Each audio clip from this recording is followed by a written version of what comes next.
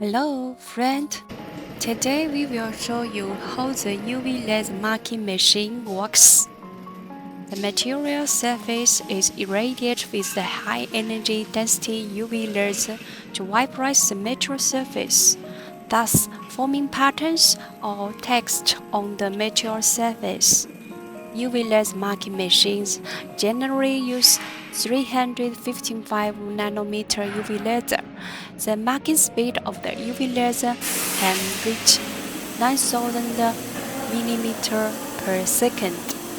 Due to its small focal spots and small processing heat at storm, it has a wide range of material adaptability and can mark metal, glass, plastic, wood, and other materials.